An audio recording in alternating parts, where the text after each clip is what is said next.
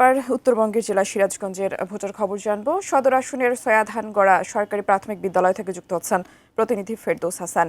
ফেরদৌস, একেবারেই শেষ সময় চলছে, এই মুহূর্তে আসলে ভোটার উপস্থিতি কেমন দেখছেন? সকাল থেকে ভোটের পরিবেশ কেমন ছিল?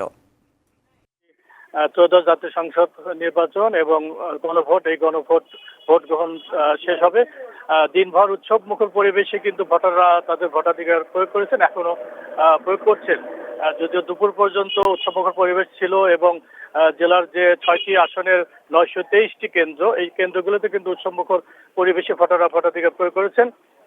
কোথাও কিন্তু কোনো অপ্রীতিকর ঘটনার খবর পাওয়া যায়নি। আমরা প্রিজাইডিং অফিসারদের সঙ্গে কথা বলেছি ইতিমধ্যেই, অর্থাৎ দুপুর পর্যন্ত প্রায় কেন্দ্রেই কিন্তু 50% বেশি ভোটাররা তাদের ভোটাধিকার প্রয়োগ করেছেন।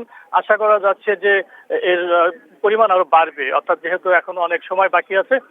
প্রার্থীরাও চেষ্টা করছেন যে এখনো যারা ভোট প্রয়োগ করেননি তাদেরকে ভোট কেন্দ্রে নিয়ে আসার জন্য। প্রার্থীদের সঙ্গে কথা হয়েছে, জেলার যে 39 জন প্রার্থী রয়েছেন, জামাত, বিএনপি সহ অন্যান্য দলের প্রার্থী, তাদের সঙ্গে কথা হয়েছে। এ পর্যন্ত কিন্তু কেউ কোনো অভিযোগ দেননি। বিচ্ছিন্ন দু একটি ঘটনা ছাড়া সুন্দর সুষ্ঠু পরিবেশেই ভোট গ্রহণ চলছে। এই বিষয়ে তারা সন্তোষ প্রকাশ করেছেন, অর্থাৎ তাদের কাছে সুষ্ঠু পরিবেশের জন্য সন্তোষ প্রকাশ করেছেন। ভোটারও কিন্তু তাদের দীর্ঘদিনের যে প্রতীক্ষার যে ফসল, অর্থাৎ যে ভোট, তাদের যে ভোটাধিকার প্রয়োগের যে পরিবেশ, সেই পরিবেশ পেয়ে তারাও কিন্তু সন্তোষ প্রকাশ করেছেন।